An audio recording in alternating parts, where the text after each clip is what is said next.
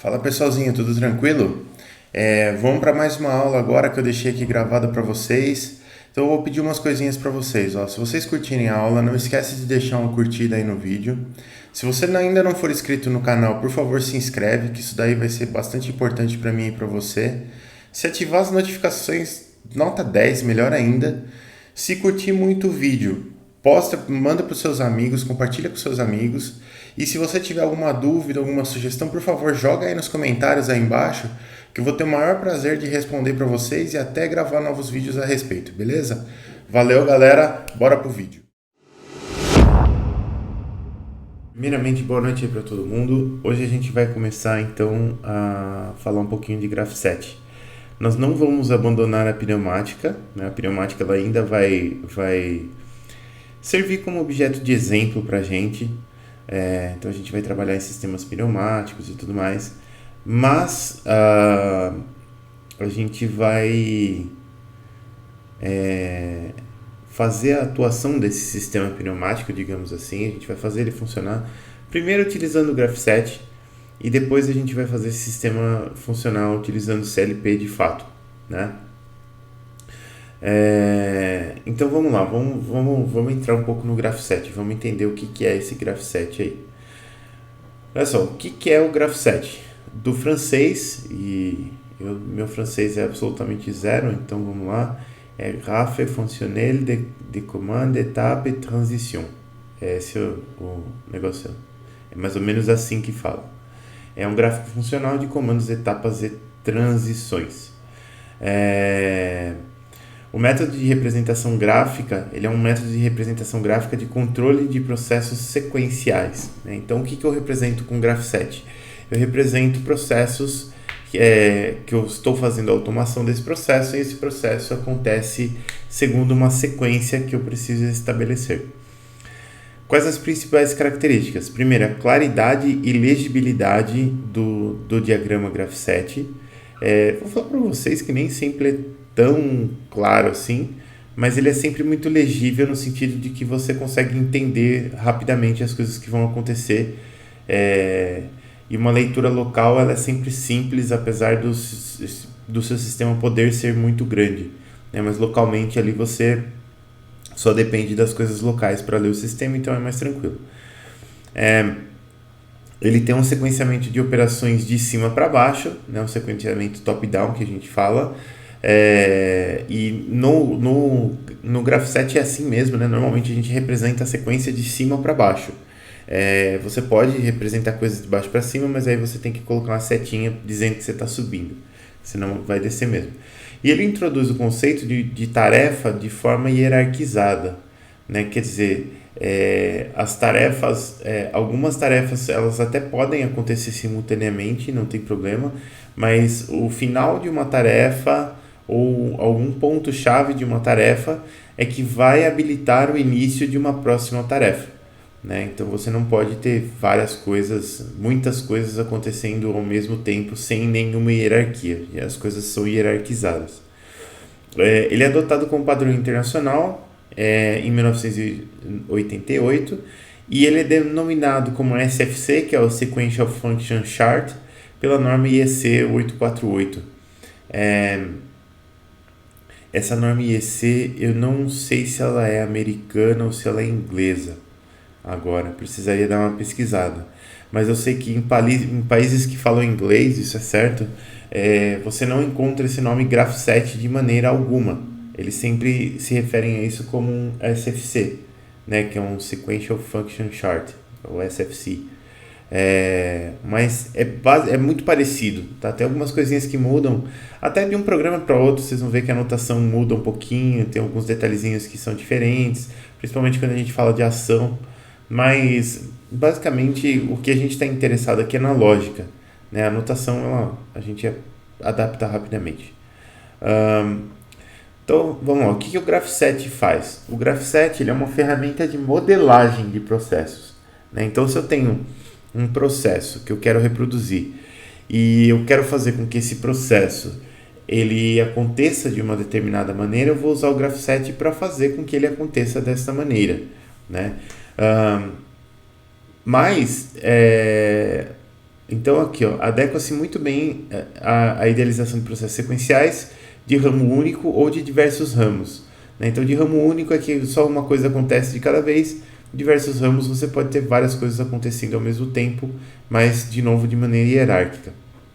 Ele serve para a nomenclatura de variáveis e a documentação da lógica de automação de um processo. Não que ele sirva para isso, mas o processo de montar o diagrama Graph7 ele requer que você faça essa nomenclatura de variáveis e o próprio diagrama Graph7 ele é um tipo de documentação que você pode fazer da lógica da automação de um processo. Então, se você garante que a sua implementação ladder, lá por exemplo, foi implementada tal qual esse Graph7 mostra, então né, as coisas têm que funcionar exatamente daquela forma. Ele pode servir de base para uma simulação simplificada da execução de processos. Né? Tem algumas coisas que não dá para colocar no Graph7. Né? Se você quiser fazer uma simulação que envolva mais parâmetros físicos, outras coisas, aí você precisa de um sistema um pouco mais robusto. O Graph7 ele lê sinais como se fossem sinais digitais, né, bits, e ele habilita algumas lógicas. Pode falar. Então, para que a gente usa o Graph7 se a gente pode ir direto para o Ladder? Porque se você for direto para o Ladder, fica muito difícil montar a lógica de determinados processos. Não é tão fácil assim no Ladder. Né? Um processo que tem algumas sequências específicas, você pode se enrolar bastante. Lógico, se for algo mais simples, depois quando você tiver prática no Ladder, você pode ir direto para o Ladder e fazer. Mas se é um processo mais elaborado, que tem sequências, que tem ramos em paralelo e tudo mais, eu falo para você que fica bem difícil você fazer direto no Ladder e acertar de primeira sem ficar louco. Né? Então é legal fazer essa documentação. Cara, não tem nenhum software que a gente importa o Graph7 para uma linguagem Ladder de maneira direta? Não sei te dizer, cara. Mesmo porque talvez tenha. Talvez tenha. Mas eu não sei te dizer. Necessariamente assim, nunca ouvi falar de nenhum que fizesse isso. Até porque a linguagem Ladder ela é uma linguagem gráfica, né? Então não sei como é que seria. Teria que talvez ter um formato padrão aí para você salvar ela de uma forma que você conseguisse pegar o ladder de um CLP Siemens, por exemplo, e pudesse transportar esse ladder para um CLP Rockwell, sei lá, alguma coisa assim. Teria que ter esse formato de exportação padrão aí. Mas dá para fazer, é totalmente factível. Como eu falei lá no começo, a lógica que está por trás do Graph7 é exatamente a lógica que está por trás do ladder.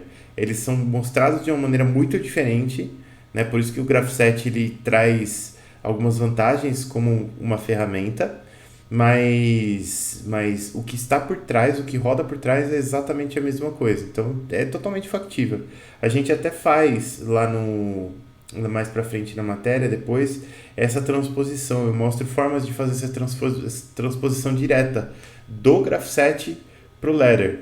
Né? Você divide basicamente o programa em duas partes, o problema em duas partes. Uma parte é só o sequenciamento de estados e a outra parte é só execução de ações e fica bem tranquilo implementar no Ladder, assim, fica bem simples de fazer acontecer. Né? Mas aí vai dar preferência e talvez vai de alguma busca aí. Se eu não tinha tido nem a ideia de procurar isso daí, de ver de algum software que faça essa conversão, mas pode ser que tenha. Tá? Eu procuraria por conversão de SFC para Ladder, que eu acho que faz mais sentido. O termo Graph7 é realmente muito difícil de achar alguma coisa na internet. Beleza? Tá tranquilo, valeu, Vinícius. Imagina. Então aqui ele pode servir de base para uma simulação simplificada na execução de processos. E beleza. O que o Graph7 não faz? O Graph7 ele não é uma linguagem de programação. Né? Então é possível implementar a lógica de sistemas simples em Graph7, mas para a implementação real do processo é necessário implementar a lógica idealizada no Graph7 em uma linguagem específica, no nosso caso será o Ladder. E o Graph7 também não especifica como uma tarefa vai ser realizada.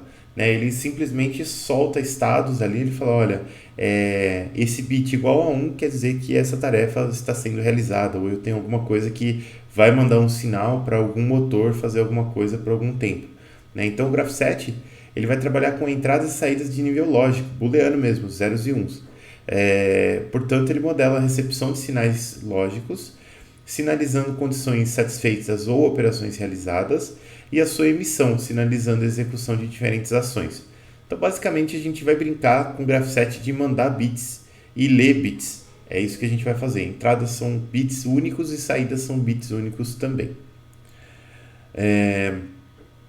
O diagrama Graph7, aqui, essa é uma curiosidade bem específica, ele também é conhecido como Branzello, só que eu só vi esse nome Branzello em um material específico que eu estava pesquisando quando eu estava montando essa parte de Graph7. Eu nunca mais vi esse negócio de Branzello aqui, mas enfim, se um dia você tiver com dificuldade para encontrar um segundo nome para um eventual filho fora do casamento, Branzello pode ser um nome. Aí você tem algumas etapas, né? Então você tem as etapas de fato que são o que são uma parte do diagrama Graph7. Você tem três coisas do diagrama Graph7. Você tem etapas, transições e ações, né? Então as etapas elas vão ser os elementos que definem um ponto da estratégia no qual o sistema se encontra em um determinado instante de tempo, né? Vocês vão entender melhor quando a gente começar a implementar as coisas. Mas basicamente uma etapa ela é um estado do seu sistema. Falar, meu sistema está aqui, nesse estado. Então, quando ele está naquele estado, ele vai executar as ações que estão naquele estado, que estão definidas por aquele estado, né? Estão ligadas àquele estado. E você só vai sair desse estado quando você tiver uma transição posterior a esse estado habilitada, né? Então, as etapas são o estado onde você está, as ações são os elementos que relacionam o momento estratégico no qual o sistema se encontra com a resposta que ele deve emitir para que o processo evolua, né? Então você está em um determinado momento lá e você precisa, sei lá, ligar um motor elétrico, acionar uma chave, fazer alguma coisa, e aí o resultado dessa ação deve disparar. Ele deve disparar um evento que vai habilitar a próxima transição. E aí você sai da etapa atual e vai para a próxima etapa, né? E a transição, então, é o elemento que define o término de uma etapa e o início de outra etapa. Beleza. Então, a gente tem etapas. E a gente tem algumas notações importantes aqui também. Então, a etapa inicial ela é a etapa na qual o sistema deverá iniciar o processo. Todo diagrama Graph7 tem que ter uma etapa inicial. E a etapa inicial ela é representada por esse quadradinho aqui com bordas duplas, né? Então ela é uma figura geométrica, um quadrado, e aqui a borda dele é dupla. Isso significa que esta é a etapa onde o sistema vai começar. O sistema não pode ter mais de uma etapa inicial, né? Ele tem uma etapa inicial só e desta etapa vão partir as outras etapas, ou pelo menos a parte do sistema que você está representando com esse diagrama Graph7 especificamente. Aí você tem uma etapa regular. Uma etapa regular é uma etapa que está lá no meio ou no final do seu processo, mas que não é a etapa inicial, né? Então ela é representada por uma figura geométrica que é um quadrado com bordas simples, né? Essa é a diferença. Então se você achar essa bordinha dupla, você já sabe que é a etapa inicial, bordinha simples, etapa regular. E a etapa ativa, ela é uma etapa, pode ser a inicial ou pode ser qualquer outra, que esteja com uma bolinha. Então, se a bolinha está na etapa, essa etapa aqui é a etapa ativa. Ela é marcada com um circulinho preto aqui, uma bolinha preta. E você pode ter sim mais de uma etapa com essa bolinha preta, mas não é qualquer etapa, não é qualquer sequência onde isso vai acontecer. Tem algumas sequências específicas onde isso pode acontecer. Aí a gente tem as ações. Então, ligado aqui à etapa, ó, eu vou ter uma ação, então eu vou ter uma linha aqui conectando a etapa na ação, e a ação vai ser esse retângulo aqui, ó, né? E as ações elas são ativadas quando a etapa está ativa. Tem vários tipos de ação, tem ações que realmente só ficam ativas quando a etapa está ativa, mas eu tenho outras ações que são disparadas, são ações que a gente chama de ações de... tá vindo só as palavras em inglês hoje. Assignment. É como se fosse a atribuição. ações de atribuição de valor. Então, quando eu chegar aqui, a ação é atribuir o valor 1 para tal variável. Então, quando eu sair daqui, a variável vai continuar com o valor 1, não porque a ação continua acontecendo, é porque a ação relacionada a isso aqui era atribuir 1 àquela variável e foi feito, né? Eu tenho ações condicionais que só vão acontecer se determinada condição for satisfeita. Além de você estar na etapa, tem uma outra condição que também tem que ser satisfeita. Você tem etapas com atraso, né? Então você tem a etapa que vai demorar para começar a acontecer. Etapa não, ação. Você tem uma ação que, por mais que você tenha acionado ela, você tem um tempo até ela começar a acontecer. Você pode ter uma temporização para ela terminar também, quer dizer, ela vai ficar um certo tempo, depois ela vai desligar. Tem várias coisinhas que dá para fazer. A definição das ações deve ser feita com clareza e sem ambiguidades. E aqui a gente tem dois tipos de diagramas Graph7 já. Isso que é a parte mais interessante. A gente tem o diagrama Graph7, que é um diagrama mais semântico. O que é semântico? Semântico é algo onde as palavras têm significados para nós. Então, se ele é um diagrama semântico, você vai colocar a etapa aqui. Por exemplo, você fez um Graph7 de como fazer um bolo. Então tá aqui, nessa etapa aqui vai ser a etapa de bater a massa. E a ação aqui vai ser ligar o liquidificador por 5 minutos, por exemplo. Beleza. Então, você tem uma etapa e uma ação descrita semanticamente. Isso pode acontecer. E se você tiver um diagrama Graph7 mais técnico, essa descrição ela não é só semântica, ela é uma descrição exata. Quer dizer, eu tenho o valor de uma variável, eu tenho uma expressão booleana aqui para uma determinada condicional. Aqui a variável vai ser setada em 1 ou ela vai ser...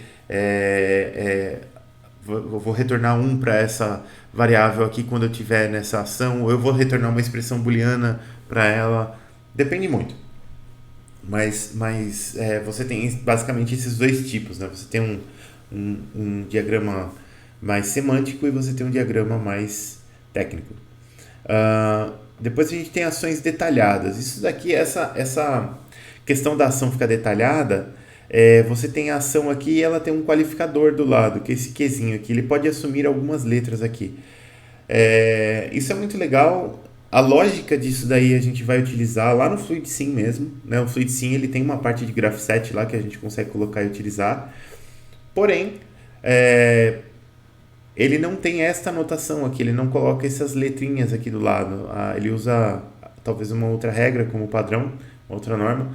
Então funciona um pouquinho diferente a anotação dele. O que está por trás da anotação é exatamente a mesma coisa, mas a anotação especificamente ela funciona um pouco diferente, né? Então, você precisa ficar atento com essas notações aqui, porque elas não vão acontecer igual está no slide lá.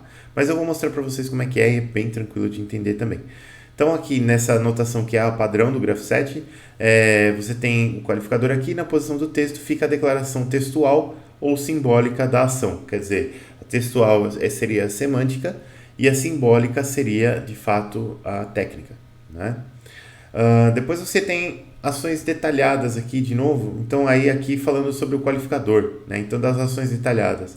No qualificador você pode utilizar as seguintes letras. S é de stored, né? Então a ação é executada e permanece executada após a execução da etapa.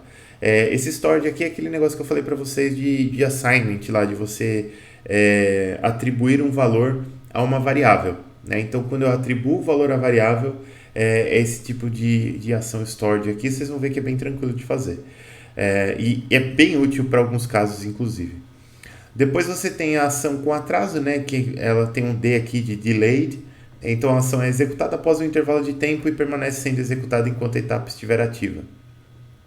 Você tem a time limited também, que a ação é executada por um determinado intervalo de tempo, né? Então ela começa e ela fica um tempinho sendo executada, depois ela para. A gente tem esse tipo de coisa em sequências também. Tem a pulse shaped também. Essa pulse shaped aqui, ela não sei porque ela não funciona muito bem no FluidSim. Então a gente tem que fazer uma outra estrutura análoga no Graph7 para fazer esse pulse shaped aqui, né? Mas o que é o pulse shaped basicamente? É a combinação do delayed com time limited, né? Você demora para começar, você tem um tempo de atraso para começar e ela vai ficar acionada durante um determinado tempo, depois ela termina o acionamento, né? Seria essa pulse shaped aqui. Bem tranquilinho também. E depois você tem a ação condicional, que ela é iniciada e mantida se a etapa estiver ativa e a condição lógica estiver satisfeita. Né? Não é sempre que você vai executar essa ação aqui. Você vai chegar na etapa, tem essa condição aqui, sei lá, acionei esse sensor de fim de curso aqui, não ainda. Então espera, então não faça nada. Só faça isso quando eu chegar no fim de curso lá. Beleza. Aqui eu comecei esse slide aqui, mas eu ia dar uns prints para colocar aqui, depois eu resolvi não fazer e ficou esse slide perdido aqui. Eu vou mostrar isso aqui para vocês na prática, que eu acho mais fácil. Transições, pessoal. As transições elas vão indicar a condição em que uma etapa deixará de estar ativa e a próxima etapa passará a estar ativa. Ela é representada por uma interrupção perpendicular em uma linha de conexão. Né? O que é isso? É uma cruzinha aqui, na verdade. Né? Você tem uma linha de conexão aqui e você tem um risquinho aqui no meio. Né? Então, olha aqui. Ó. Vamos dizer que eu tenho uma condição A aqui, uma variável A booleana. Enquanto A for falso, o que vai acontecer? Eu não vou conseguir passar da etapa 1 para a etapa 2. Quando que eu vou conseguir passar da etapa 1 para a etapa 2? Quando A for verdadeiro. Ó. Habilitou aqui a minha condição para que eu habilite a transição. Então, verdadeiro, a bolinha pula instantaneamente da etapa 1 para a etapa 2. Não importa o que aconteça, não importa se a ação terminou, se ela não terminou, se ela nem começou, não importa. A transição, ela manda na transição de estados, tá? Então, mas eu tenho como verificar se a minha ação terminou antes de fazer a transição de estados? Tem. Né? Então, a gente tem que tomar cuidado com isso daqui. E tem que tomar muito cuidado com isso daqui, porque às vezes as coisas parecem ser tão simples, mas elas são muito complexas, na verdade. Por causa dessa lógica, por causa dessas habilitações e do tempo que elas demoram para acontecer. Né? A gente tem que idealizar que essas transições elas são instantâneas, que elas não demoram tempo para acontecer. Se a gente pensar que elas demoram algum tempo para acontecer, às vezes as coisas dão errado. E aí, aqui a transição ocorrerá apenas se a etapa anterior à transição estiver ativa e a condição estabelecida pela transição for obedecida. É lógico, né? Quer dizer, além de eu ter essa condição obedecida aqui, eu tenho que estar na etapa anterior para ir para a próxima. Se eu não estiver na etapa anterior, como é que eu vou para a próxima? Então, se eu não tiver nenhuma bolinha na etapa 1 aqui, eu posso habilitar essa transição quantas vezes eu quiser, que não vai aparecer bolinha na etapa 2. A bolinha tem que estar na etapa 1 e a transição tem que ser habilitada para eu passar para a etapa 2. Aí, beleza, aí funciona. Aí a gente tem algumas regras gerais aqui do Graph7, a gente vai ver isso aqui um pouco mais na prática, mas vamos lá. Uma transição ela só pode estar conectada a uma etapa ou a uma barra de sincronia. A gente já vai ver o que é barra de sincronia, mas basicamente serve para você rodar partes do seu Graph7 em paralelo. Uma etapa só pode estar conectada a uma transição. Beleza, isso também é verdade. Você tem etapa, transição, e a etapa ela só pode estar conectada a uma transição. As linhas de conexão não podem se sobrepor e devem estar indicadas de maneira clara. Lógico que às vezes é muito difícil a gente não sobrepor as linhas, às vezes precisa, mas precisamos evitar ao máximo, e as linhas de conexão elas têm que ser indicadas de maneira muito, muito clara. As linhas de conexão são normalmente lidas de cima para baixo, e caso seja necessária a leitura no sentido contrário, haverá uma seta indicativa, por exemplo, como um retorno ao início do ciclo. Então aqui a gente tem uma parte de um diagrama Graph7 para vocês verem, e aqui a gente tem dois tipos de divergências, né, que a gente chama de ligações orientadas no Graph7. Então aqui, basicamente você tem etapa, transição, etapa, transição, etapa, transição, etapa. E aqui transição, etapa, e assim por diante. Vamos dizer que a gente começou aqui no estado 15, aqui, na etapa 15. Como que eu vou passar, como que eu vou decidir para qual etapa que eu vou passar aqui, Eu vou decidir para qual etapa que eu vou passar olhando para a transição. E quando eu tenho um início divergente, como é esse daqui, dessa forma, onde eu não tenho essa barra de paralelismo, que são essas duas barrinhas paralelas aqui, Uma etapa, ela só vai, eu só vou ter passagem de uma etapa para uma das próximas etapas aqui, ó. Então eu tenho A negado, aqui A barrado. Então, ó, se A for igual a zero, eu vou entrar aqui e não vou entrar nessas outras duas. Reparem que elas são mutuamente exclusivas, né? Então, se A for zero, eu vou para a condição 16. Se A for 1, eu tenho que olhar para B para ver se eu vou para 20 ou se eu vou para 25. Se A for 1 e B for 0, eu vou para 20. E se A for 1 e B for 1, eu vou para 25. Essas três condições, elas são mutuamente exclusivas, pessoal. Elas têm que ser mutuamente exclusivas, tá? Porque quando eu tenho esse tipo de divergência, a bolinha que está aqui no 15 só vai para uma das três etapas, né? Isso é o tipo de lógica que a gente pode utilizar também. Aqui está uma resposta do YouTube. Olha só. YouTube.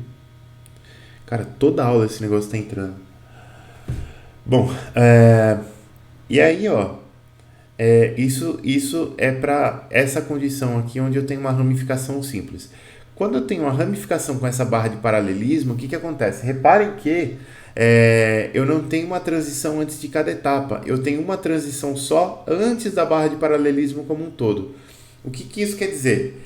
Eu saí da etapa 15, né? Então eu obedeci aqui, eu habilitei a transição que está nessa transição aqui, habilitou. O que vai acontecer? Essa bolinha aqui ela vai se dividir em três. Vai uma bolinha para 20, uma para 30 e uma para 40. Beleza. Quando o B for habilitado, vai passar da 20 para 21. Quando o C for habilitado, vai passar da 30 para 31. E aqui 40 não tem nenhuma transição, então a bolinha vai ficar aqui aguardando. Quando que eu vou passar para a etapa 16? Quando forem obedecidas duas coisas. Primeira, as três últimas etapas aqui, todas as últimas etapas, vamos colocar assim, de cada ramo que está aqui dentro das barras paralelas foram atingidas. Então a bolinha tem que estar necessariamente na 21, na 31 e na 40. E a transição D tem que estar habilitada. Aí essas três bolinhas vão se unir de novo, vão se fundir e vão para o estado 16. Aqui, ó.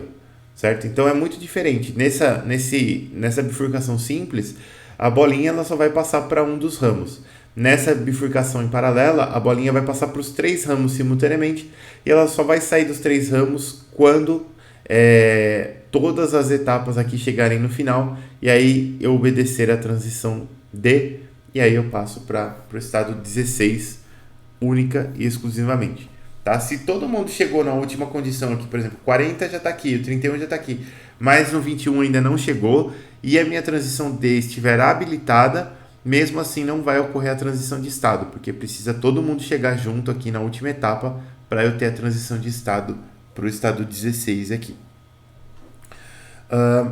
Beleza, agora tem alguns exercícios para a gente fazer que eu propus aqui. Eu vou lá para o Fluid Sim agora e a gente vai começar a brincar com essa questão de graph set aqui. Vocês vão ver que é muito, muito, muito legal. Eu pelo menos acho muito legal. Mas a lógica ela não é tão simples, ela não é tão direta. Às vezes uma coisa que a gente acha que deveria ser muito simples, ela acaba se tornando mais complexa devido à lógica que está por trás do graph set, que é exatamente a mesma lógica que está por trás de um CLP. Então, se você implementasse isso em ladder, daria igualmente errado. Então, a gente precisa tomar muito cuidado. Aí aqui, ó, cria um diagrama no graph set utilizando o Fluid Sim que execute as seguintes etapas. Então, ele tem que partir de um estado inicial, beleza? Ao acionar de um botão com detentor, já falo que é um botão com detentor. Acionar o motor elétrico após 3 segundos, desligar o motor elétrico após 5 segundos de funcionamento e aguardar o desacionamento do botão para retornar ao estado inicial. Implemente esse exercício utilizando ações condicionais e depois refaça-o utilizando ações de alocação. Vamos falar sobre tudo isso aí agora. Agora a gente vai para o graph set e vai explorar esses conceitos. Então aqui está meu graph set já aberto, meu Fluid Sim já aberto. Quando você abre o Fluid Sim, é o Fluid Sim P mesmo, né? Então tem os elementos pneumáticos, tudo bacana aqui e tudo mais. E se você for lá para baixo, nesse menu esquerdo aqui, ó, você vai encontrar Graph Set, aqui, ó. Então você tem etapa, transição e ação, igual a gente brincou. barra de sincronia. Aí aqui tem esse partial graph set aqui, que só serve para você organizar o seu graph set, né? Você consegue fazer assim, deixar ele bonitão. E aí você consegue depois transformar um bloco do graph set nisso aqui, né? A gente não vai utilizar isso. E você tem esse graph set I/O aqui, que é algo muito importante que a gente vai utilizar também e que é algo exclusivo do FluidSym, né? Ele é algo feito para que você comunique o seu graph set com as outras coisas, por exemplo, o seu sistema pneumático. A gente vai fazer isso. Então vamos lá. Primeira coisa que eu vou fazer aqui, que eu posso fazer pelo menos, é colocar uma etapa. Então a etapa está aqui, vamos dar um zoom nesse negócio. Assim, vou deixar a etapa bem bonitona aqui para nós. E a etapa ela tem algumas conexões possíveis aqui. Essa etapa, da forma como ela está, ela é uma etapa simples, né? Aqui a gente tem etapa simples, etapa inicial, ó, se eu mudar para inicial, bordas duplas, beleza, etapa simples. Aí você tem algumas coisas aqui, você tem um passo macro, né, que é o passo onde você vai usar esse partial graph set aqui. Aí você tem outras coisas aqui, você tem coisas de input e output, você tem esse aqui, ó, não é nem esse macro step, esse enclosing step aqui, ó, ele vai pegar esse partial graph set aqui, que você vai dar o nome dele aqui, e você consegue colocar um graph set inteiro dentro de um pedacinho aqui. Pode ser eventualmente útil para você programar algo muito grande, mas eu acredito que a gente não vai precisar aqui.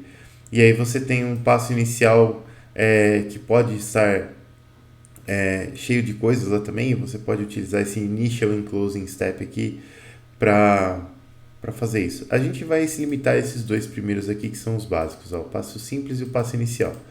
Então eu vou colocar um passo inicial aqui, belezura, tá aqui. Aqui já acontecem coisas interessantes. Por exemplo, esse passo inicial ele vai ter um nome, certo? Esse nome aqui eu vou colocar como nome de início. Vocês vão ver por que já. Então tá aqui, esse é o meu início, tá aqui. Não sei por que ficou vermelhinho, não entendi. Enfim, vamos deixar ele quietinho aí. Então tá aqui o meu passo inicial. O que eu vou fazer agora? Eu preciso colocar uma transição. Então vamos dar uma olhada nas transições aqui, ó. Aqui tá a minha transição. Basicamente o que a gente vai fazer é conectar essa transição nesse passo inicial. Até aqui tá tranquilo. E eu vou abrir essa transição aqui, ó. Na transição a gente pode fazer algumas coisas interessantes aqui.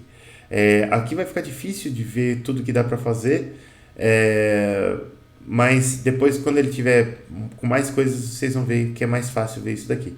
A transição ela pode ter um nome, né? Você pode eventualmente colocar nome na sua transição, ela vai ser mostrada entre parênteses aqui do lado esquerdo, ó. Eu vou escrever aqui nome da transição, ela mostra entre parênteses do lado esquerdo.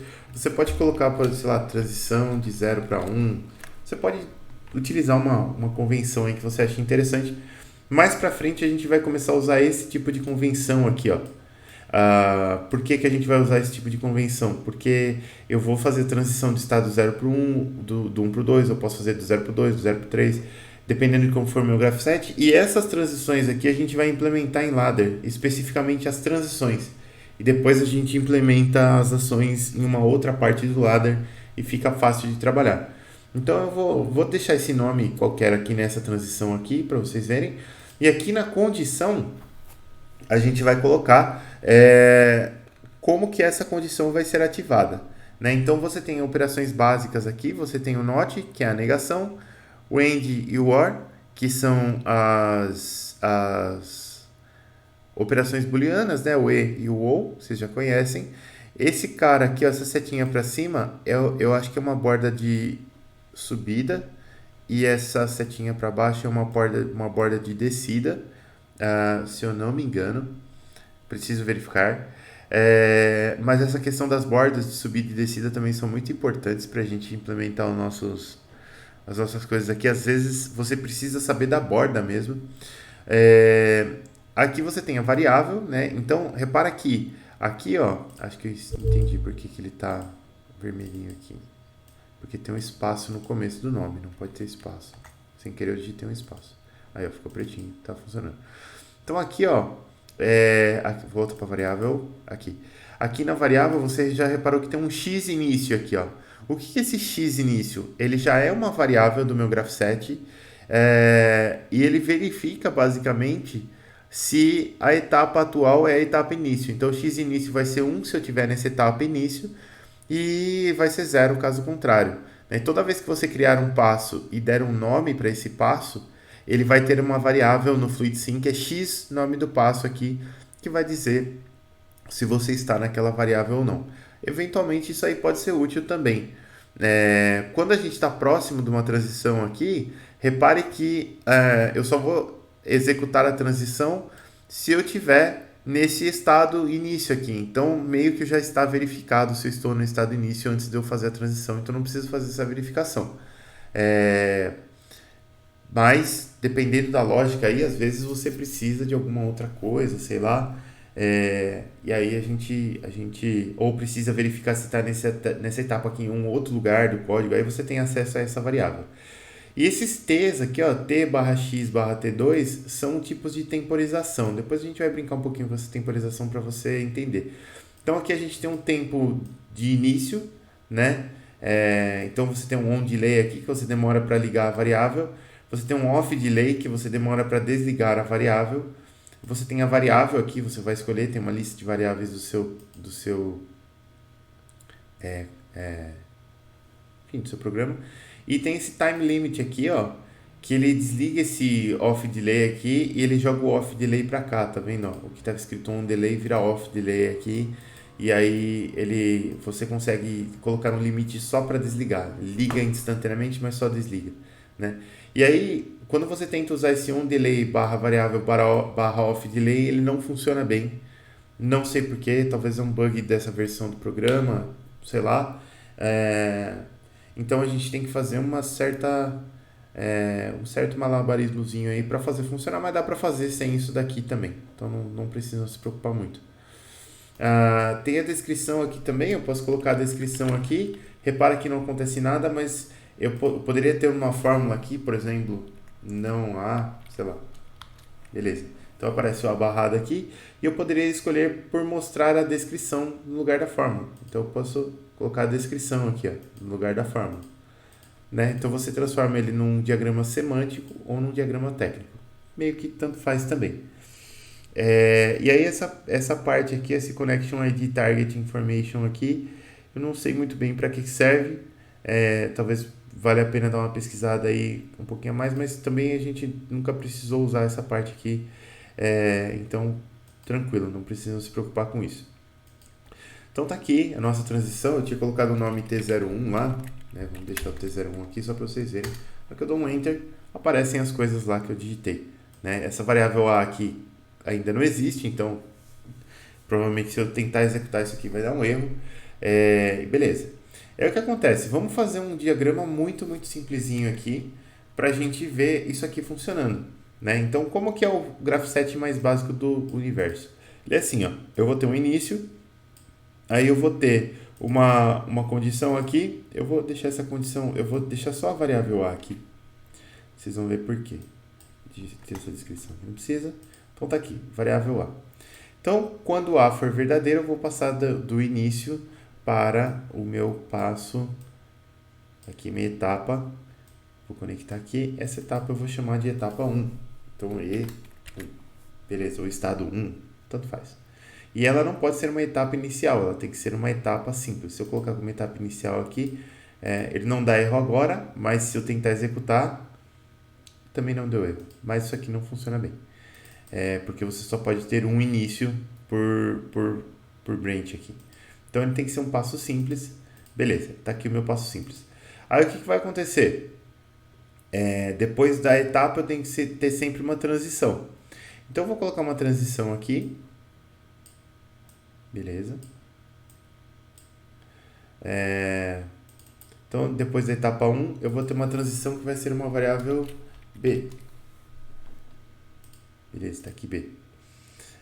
E depois que eu passei desse estado aqui, passei pela transição B, eu vou voltar para o início. Pode ser uma lógica simples. Então, voltar para o início é só conectar aqui em cima. Pum.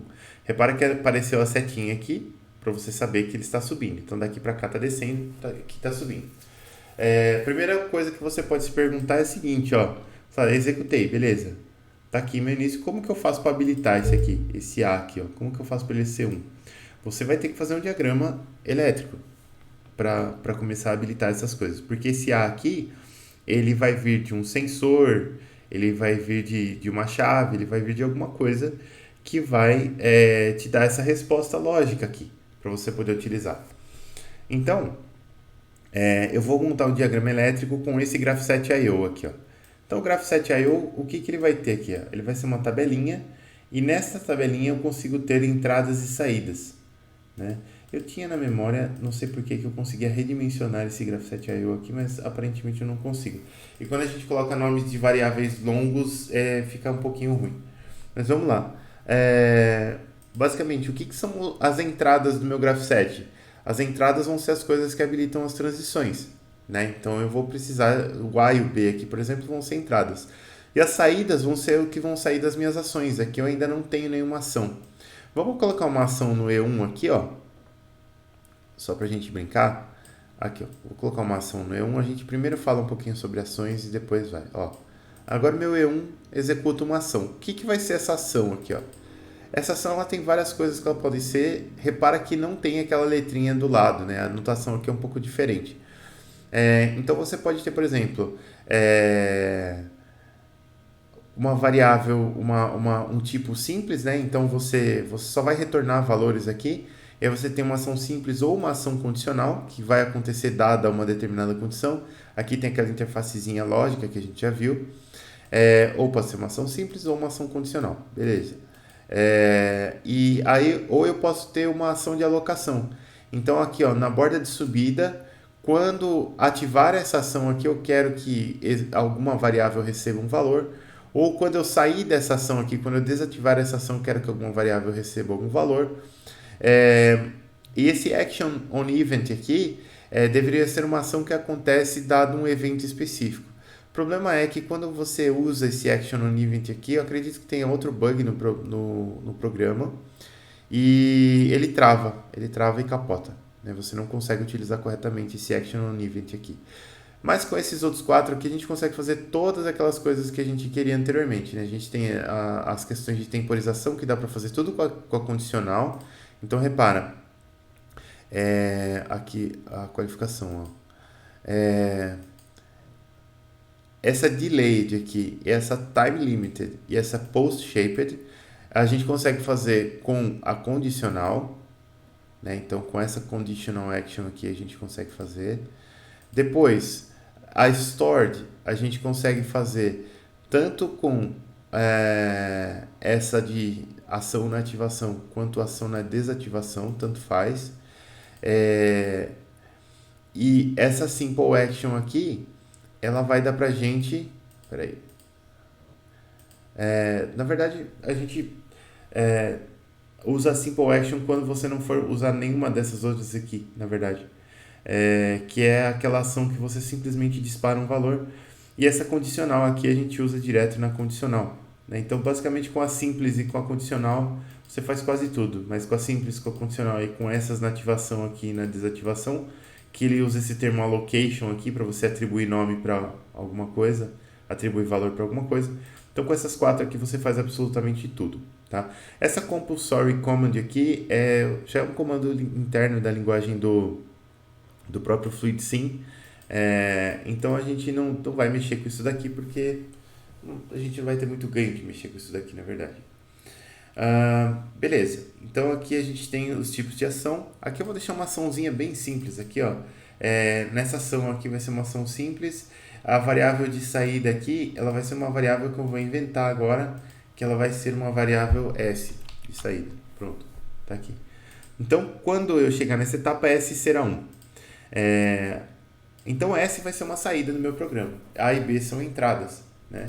Então aqui no diagrama Graph7 eu tenho inputs e outputs. A minha input no pino 1 vai ser o input A. O input no pino 2 vai ser a variável B. E o output no pino 1 vai ser a variável S. Então vai aparecer eles escritos aqui, ó. Normalmente a gente usa nomes curtos, né? Se você usar nomes um pouco mais compridos, isso aqui acaba ficando... Eles sobrepõem e acaba ficando muito feio. Não é muito legal. E eu não sei dizer para vocês se tem uma forma de aumentar isso aqui. Talvez se a gente colocar outro elemento... Pode falar. Não sei. Oi? Eu não entendi o que é o B. Não entendi? Eu não entendi o que é o B. O B, ele vai ser um sinal pra gente. Ele pode ser um sinal de um sensor, ele pode ser um botão, pode ser qualquer coisa. Tá? Tanto o A quanto o B, eles vão ser coisas que vão habilitar essas transições. Por enquanto, esse grafo 7 está bem abstrato, ele não está representando um sistema ainda. Mas logo, quando a gente passar a representar um sistema, ele vai ser tipo assim, por exemplo, eu tenho uma chave de fim de curso, ela está acionada ou desacionada. Aí eu vou ter aqui um sinalzinho 1 se ela estiver acionada e 0 se ela estiver desacionada. Isso daí vai habilitar uma transição. O sinal A e o sinal B estão sendo enviados para a etapa 1 de maneira simultânea? Não, não. Quer ver? A hora que a gente executar, você vai entender melhor. Quando eu estiver aqui no início, eu vou estar nesse estado inicial aqui do meu diagrama, né? Então eu vou estar com a bolinha aqui no início. Significa que eu estou nessa etapa. Eu só vou passar para a etapa 1 quando o que é que esteja na minha transição 1 aqui for verdadeiro. Então eu tenho essa variável A, podia ter uma expressão booleana aqui com várias variáveis. Quando essa expressão der verdadeiro, a bolinha vai passar dessa etapa para essa. E aí a gente vai executar essa ação que está aqui, ó. E aí e ela vai ficar aqui enquanto essa etapa B aqui for falsa. Enquanto essa transição B for falsa. Quando ela for verdadeira, a bolinha vai sair daqui e vai seguir o caminho até a próxima etapa, que no caso aqui volta para o início. Entendi, beleza. Tá? Você já vai ver melhor isso aqui funcionando, ó. Eu vou ter que fazer um diagramazinho elétrico para a gente brincar aqui com esse Graph7io. Então, o que eu tenho que fazer? É um diagramazinho elétrico mesmo, ó. Eu tenho que colocar uma fonte de tensão aqui, tem um 24 volts em qualquer lugar aqui, ó. Então, eu vou colocar uma fonte de tensão aqui e eu vou colocar uns botõezinhos aqui, ó. Então, eu vou colocar dois botões com detentor. O que é um botão com detentor, pessoal? Botão com detentor é aquele que você aperta e ele fica apertado. Até você apertar de novo, ele solta. É diferente do push button, né, que é o botão de apertar, que ele só fica apertado enquanto você está com o dedo lá. Se você tirar o dedo, ele volta. Tá? Então esse aqui é o botão com detentor. Vou deixar ele bonitinho aqui, ó. Tá? A representação dele é bem tranquilinha. E aí eu vou ligar aqui, ó, fonte nele, ele no sinal A. Vou criar outro botãozinho desse. Dar a mesma rodada nele. E aqui, ó. Fonte nele. Fonte no B. E aqui, ó, para minha saída, a minha saída vai ser um sinalzinho de tensão qualquer. Eu vou colocar uma luz indicadora aqui, ó. Ela vai acender verdinha quando estiver passando corrente por ela. E aí eu tenho que colocar um ground aqui, eu tenho que colocar um 0 volts aqui, ó. Então isso aqui vai acontecer dessa forma. 0 volts. Sinal vai indicar. Beleza, tá feito o nosso diagrama elétrico. Bem simplesinho. Agora dá para executar. Então, ó, executei. Beleza. Olha, repara que a minha bolinha tá aqui no início, ó. Ela não sai daqui nem a pau. Ela só vai sair quando eu habilitar o A. Como que eu faço para habilitar o A? Eu tenho que apertar esse botão aqui, ó. Apertei. Habilitou o A. Beleza, ó. Habilitou o A, a bolinha passou pro E1. Passando pro E1, quando ela chegou na etapa E1, o que vai acontecer? Ela ativa a ação que estava aqui, ó. A minha variável de saída era S, então ela está mandando tensão para o S aqui, ó. Então acendeu a minha lampadinha verde aqui, ó. Beleza, acendeu. Aí eu posso fazer o que eu quiser com a transição A agora, ó. Habilita, solta. Não muda nada. Por quê? Porque o meu estado atual agora é o estado 1. Certo? Então, ela vai ficar aqui. Só vai sair do estado 1 quando a transição B for habilitada. Não importa o que eu faça com a A. Então, eu vou habilitar a B, essa bolinha vai sair daqui, vai vir para cá. E essa ação aqui vai parar de ser executada. Olha só. Pronto. Tá aqui, ó. E posso fazer o que eu quiser com a B agora, que não vai acontecer nada, porque o meu estado não é mais o estado E1. O estado atual é o estado de início. Então, aqui, ó. Apertei, foi para E1. Apertei, foi para o início. Né? E a hora que eu aperto, a hora que ela chega na etapa 1, ela vai executar essa ação S1 aqui, ó. Só para a gente fixar, eu posso fazer, por exemplo, eu posso ir para uma ação condicional, né, e fazer uma temporização aqui. Então aqui, ó, por exemplo, eu vou pegar a temporização, vou fazer um delay aqui, ó. Então vamos dar um delay de 3 segundos a partir da determinada variável. Qual que vai ser a minha variável? Vai ser a minha variável xe1, né, que vai ser a variável de quando eu chegar nessa etapa E1 aqui, ó. Ela vai ser habilitada, depois de 3 segundos que ela for habilitada, o meu S vai ser ligado. Então, ó, beleza, eu fico com essa anotaçãozinha aqui e liguei, beleza, tá aqui, habilitei, eu vou dar 1, 2, 3 segundos, aí ó, pum, beleza, caiu para cá. Aí eu posso soltar aqui, habilitar, soltar, não acontece mais nada, porque agora ela demorou e já ligou, então já está ligado. E assim que eu habilitar a transição B, ela sai. E repara que se eu fazer uma passagem para A e depois fizer uma passagem para B, esse delay aqui, ele não termina de ser executado. Então, se eu habilitar B antes de dar os 3 segundos aqui, esse negócio nem vai ligar. Ele vai passar direto, ó. Habilitei o A, habilitei o B, ó, beleza, voltou para lá, ninguém ligou, né? Então, vamos lá de novo. Habilitei o A, habilitei o B, beleza, ó, habilitei o A, habilitei o B, aqui, ó. E existe um problema que acontece que você pode, se a sua lógica não for forte o suficiente, não for bacana o suficiente, você pode acabar deixando todas as transições habilitadas. E aí a sua bolinha vai ficar rodando infinitamente aqui, né? Então, ó, repara que o sistema não mostra, mas você está no estado indefinido aqui do sistema, né? Então nada acontece. A partir do momento que você para, beleza. Ó. E aí eu posso fazer de novo aquele indefinido lá.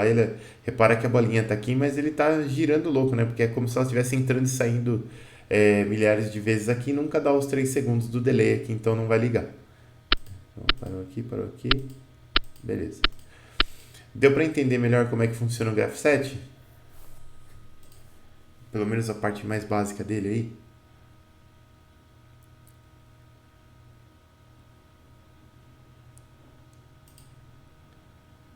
Deu? Beleza. Vamos continuar com as nossas coisas aqui. Eu posso fazer outras coisas simples também. Eu posso fazer um off delay aqui. Então, na verdade, um off delay não. Eu posso fazer um time limit aqui, né? Como que eu faço esse time limit aqui? Eu vou vir de novo na temporização e eu vou fazer o time limit aqui, ó. Então, o off delay ele vai acontecer depois de 2 segundos que tiver habilitado a variável xe1. Então, beleza. Tá aqui. E agora, quando eu chegar aqui, ela vai ligar e depois de 2 segundos ela vai desligar mesmo a gente não trocando de estado aqui, ó. Então, vamos lá. Habilitou. Transitou. Tá ligado aqui, ó. Não fiz nada. Desligou sozinho. Mas o estado continua aqui. Transitou para cá. Ó. Aí, transitou para lá. Transitou para cá. Ó. E aí, se eu faço a transição antes de terminar os 2 segundos, ela desliga. Ó. Porque eu saí do estado, então ele para de executar a ação aqui. Tem como a gente fazer outras coisas aqui com isso daqui, tem como colocar valor aqui, fazer várias coisas, mas eu acho que agora, valor que eu digo fazer isso aqui, né? Ó. Eu posso fazer esse action on activation aqui, por exemplo, e aí quando eu entrar nessa condição aqui, eu vou dizer que o valor é S aqui, ó, S 2 pontos igual, ele vai ser o valor 1, por exemplo. Então, beleza, quando eu entrar aqui, ele vai ser 1, e acabou. E aí, eu posso fazer o que eu quiser, que ele vai continuar sendo 1 aqui. Quer ver, ó? Só executando aqui pra gente ver rapidamente, ó. Entrei, virou 1, aí eu posso sair de lá, ó, continua 1, e ele só vai virar 0 quando eu mandar ele virar 0. Posso fazer isso também. Tem esse operador 2 pontos igual aqui, em inglês, eu acho que ele chama Walrus Operator, o operador Morsa. Ele funciona assim, tá? Você atribui valor a uma variável. Beleza, agora a gente fez a parte mais simplesinha, agora a gente já está pronto para talvez dar uma olhada melhor naquele exercício 1. Então vamos lá, exercício 1, aqui ó. Então, cria o diagrama Graph7 utilizando FluidSym, tal. A gente vai partir de um estado inicial e eu vou ter um botão com detentor ele vai fazer o quê? Ele vai acionar o motor elétrico após 3 segundos, depois ele vai desligar o motor depois de 5 segundos e depois aguardar o desacionamento do botão para retornar ao estado inicial. Por que isso? Porque ele é um botão com detentor, né? Então eu preciso soltar o botão para ele voltar para o estado inicial. E a gente vai fazer isso primeiro com ações condicionais e depois fazer com ações de alocação. Não necessariamente condicionais, dá até para fazer com ações normais aqui. E depois com ações de alocação. Vamos lá. Então eu vou tentar aproveitar essa estrutura que está aqui. Não, vamos fazer do zero. Melhor. Pronto. Então tá aqui, ó. Eu vou ter que partir de um estado inicial. Então eu tenho que ter uma etapa inicial, que vai ser uma etapa. A etapa inicial. E ela vai se chamar início. Pode chamar qualquer coisa. Eu vou chamar ela de início. Eu tento evitar de usar acento aqui, porque às vezes dá uns bugs com você. Tipo assim, ó lá, tá vendo? Você nem pode usar acento. Então, não usemos acento. Ok, tá aqui minha variável de meu passo inicial. E aí ele faz o quê? Aqui, ó. Ao acionar um botão com detentor, então eu sei que eu vou acionar um botão com detentor. Né? Então, eu tenho um botão com detentor. Vamos pegar já o Graph7io aqui também. Vamos pegar o botão com detentor, que é o detent switch aqui, ó. Então tá aqui. Dá aquela rodadinha. Aqui. E esse botão com detentor, ele vai acionar uma variável de entrada que eu vou chamar de botão.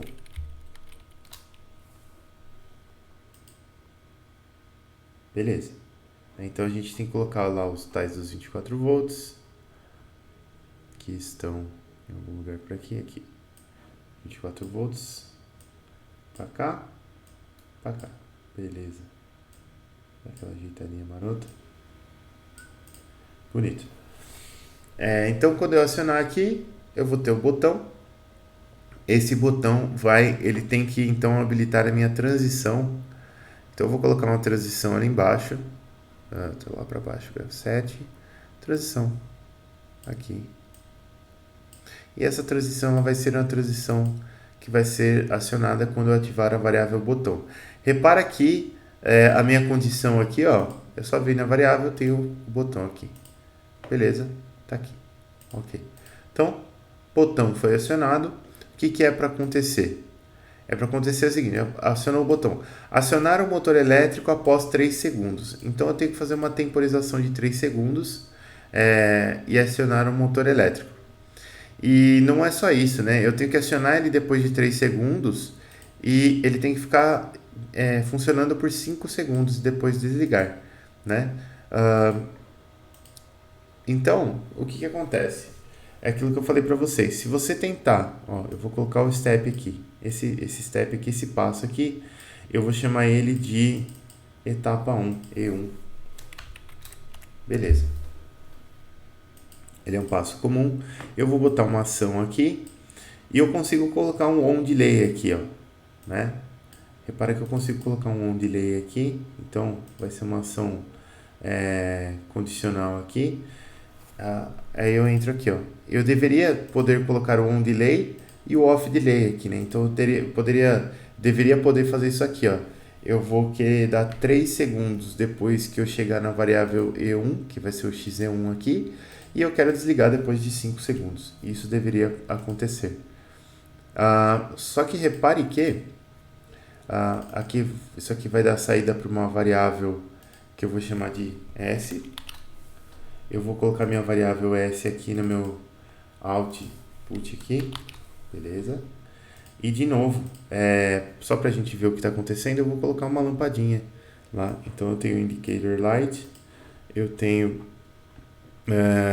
o aterramento, que está em algum lugar por aqui, aterramento.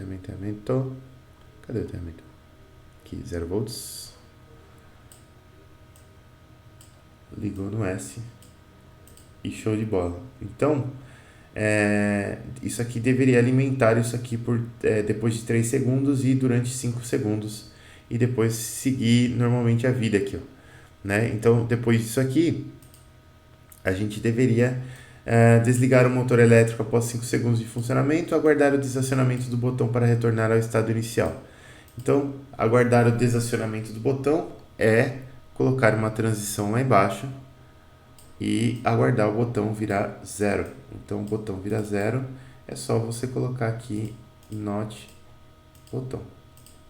Então, vai ser o botão barrado. A hora que ele virar 0, volta para o estado inicial. Deveria ser isso. Só que vocês vão reparar que isso aqui não funciona bem, não sei porquê. Então, a gente começa aqui, tá nessa parte inicial, eu tenho que acionar. Ele vai demorar 3 segundos para ligar e deveria desligar depois de 5 segundos. Então, aqui, ó. Beleza? 3 segundos ligou. E aí, depois de 5 segundos, deveria desligar. E a gente fica achando que a gente não contou 5 segundos ainda. E espera mais um pouquinho. E depois mais um pouquinho. E depois mais um pouquinho. E depois mais um pouquinho. E não foram 5 segundos. Né? Então, não sei por que não funciona. Então, a gente tem que fazer aqui a coisa em etapas. Né? Eu tenho que esperar 3 segundos. E aqui existe algo que você pode fazer no Graph7, que é usar etapas intermediárias que só servem para aguardar mesmo. Né? Então, o que eu vou fazer?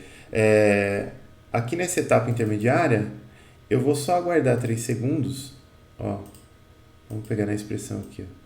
Vou apagar essa expressão para vocês verem de novo. Eu vou fazer o seguinte. Ó. Então, eu tenho essa expressão de temporização aqui.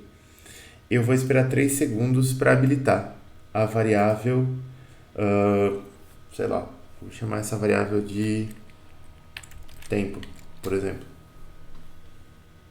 Não sei se é o melhor nome, mas beleza. Chamei essa variável de tempo. O que vai acontecer? Vamos tirar essa conexão daqui e essa transição aqui vai mudar. Então, depois de 3 segundos, eu vou habilitar essa variável. Fiz bobagem aqui, não é aqui. Aqui, vamos limpar aqui. Eu vou aguardar 3 segundos, estou falando muita bobagem. 3 segundos após o acionamento da variável E1, que é o XE1. Continua do jeito que estava. Agora sim, ó. Quando acontecer isso daqui, ela vai habilitar uma saída, e essa saída é uma saída que eu vou chamar de tempo. Agora sim, porque deu o tempo de ligar, né?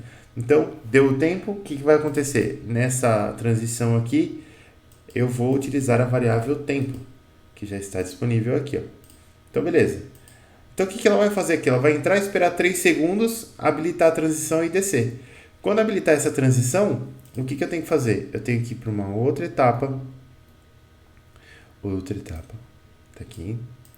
E nessa outra etapa, o que eu tenho que fazer? A etapa ela vai chamar E2. Tem uma notificação aqui, não entendi por quê. Ah, tá, beleza.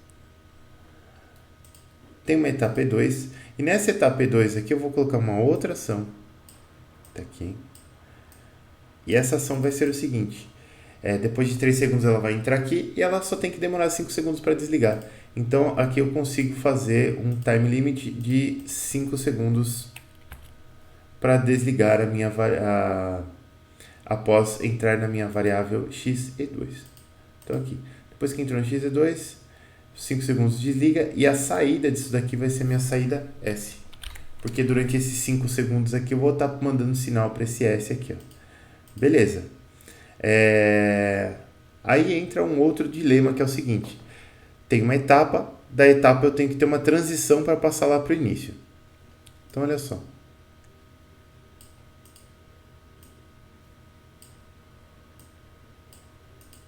Transição para passar lá para o início, certo? Qual que vai ser minha transição aqui? A gente pode pensar assim, bom, não coloquei o S aqui, porque eu coloquei na descrição, era aqui, ó. Agora sim, então, durante esses 5 segundos ele vai me dar essa variável S e depois que o S desligar, eu vou passar por essa transição aqui e chegar lá no início. Você pode se perguntar assim, pô, mas beleza, eu sei que a conexão é essa, né? Eu sei que eu vou ligar essa transição aqui no início. Mas o que eu coloco nessa transição aqui, né? E aí você pode pensar de maneira simples, eu vou passar para cá quando desligar o S, né? Então eu quero passar aqui um S barrado, né? Eu vou passar um not S. Será que funciona? E eu vou, nesse momento, dar uma pequena frustrada em vocês e dizer que isso não funciona. Por que que isso não funciona? Olha só, vamos acompanhar a sequência de eventos aqui. Ó. Repara que o meu S, ó, como eu não estou nessa etapa, o S ele já está habilitado, certo? Então eu vou passar daqui, quando eu acionar o botão, vou passar daqui para cá. Quando der o tempo, essas duas transições vão estar habilitadas simultaneamente. Ele vai passar reto por E2 aqui e vai para o início de volta. Então olha só, quer ver? Ó? Habilitei o botão, beleza? Tá aqui, 3 segundos, passou para cá, certo? E incrivelmente funcionou. Agora funcionou. Quando eu estava testando, não estava funcionando. De qualquer forma, isso aqui não é muito robusto, pessoal. Por que que isso não é muito robusto? Porque existe sempre um tempo aqui de você... Ah, e repara outra coisa, ó. Tem que acontecer duas coisas, né?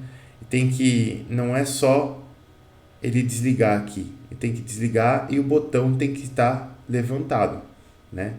Então, eu quero que note S, certo? Eu quero que isso esteja desligado e que o botão esteja levantado. Então, note botão.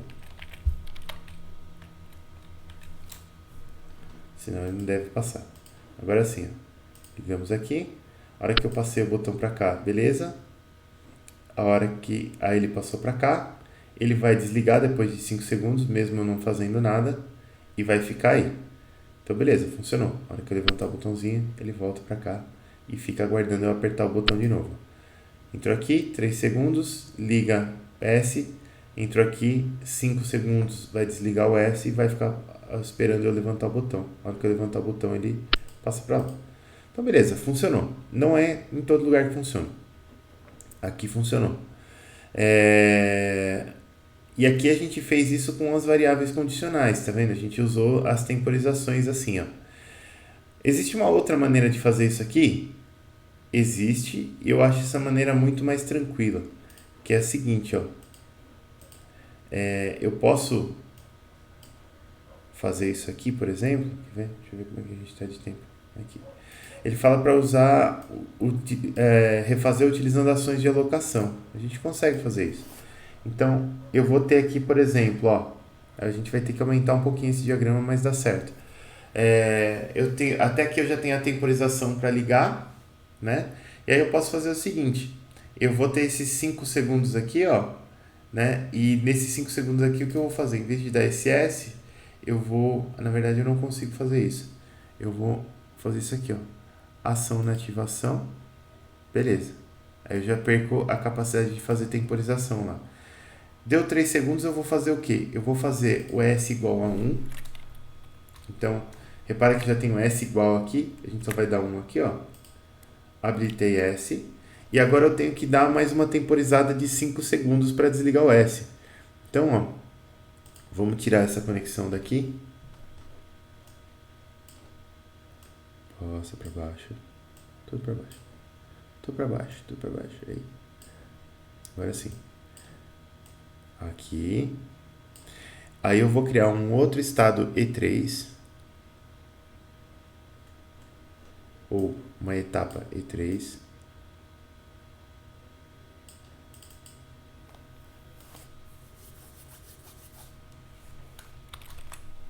Beleza.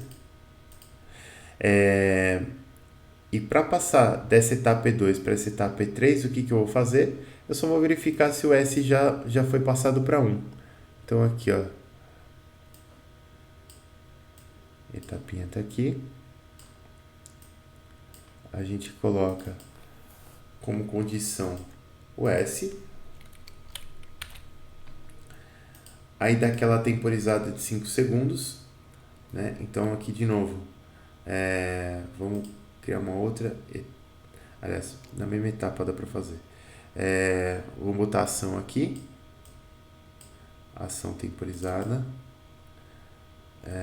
Então, ação condicional. Um delay de 5 segundos agora. Para a variável x e 3. Beleza. Tá aqui, conectamos. Ela pode estar ligada à variável tempo 2, por exemplo. E aí aqui na transição a gente coloca aqui,